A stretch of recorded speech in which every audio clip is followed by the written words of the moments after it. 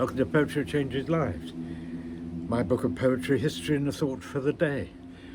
On this day, in 1924, the Czech author Franz Kafka died.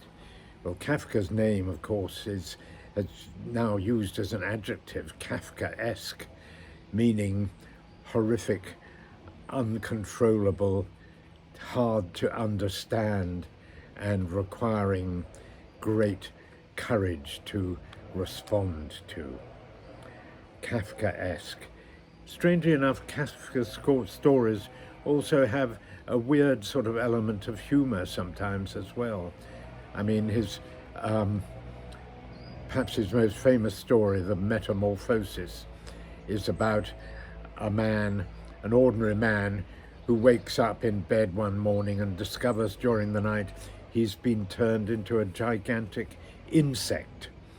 And there's very little he could do about it, except sort of work out some response to the horror that he creates in his family and loved ones around him and everyone else.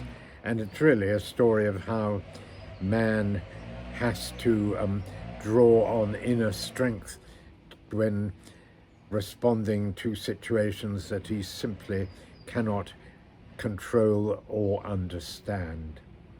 A very bleak sort of outlook.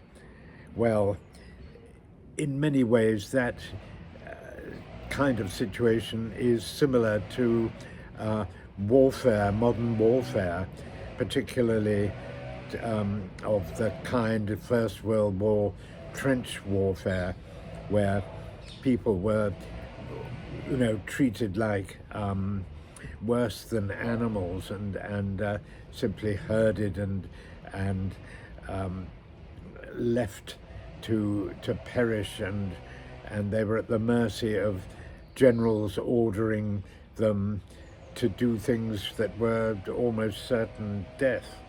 And people who've experienced that sort of battlefield trauma often find it hard to reintegrate into society because they too feel alienated and unable to find anyone else who can understand how they are feeling. I'm going to read one of the World War I poets, Wilfred Owen, perhaps the greatest, or certainly one of the greatest of that group of men who saw such terrible, horrific warfare in the trenches of Flanders. This poem is called The Show, and it's got a lot of very bleak imagery in it. I think Kafka, if he had read this, would understand. Here we are. My soul looked down from a vague height with death, as unremembering how I rose or why, and saw a sad land weak with sweats of death, O grey cratered like the moon with hollow woe, and fitted with great pocks and scabs of plaques across its beard, that horror of harsh wire. There moved thin caterpillars, slowly uncoiled.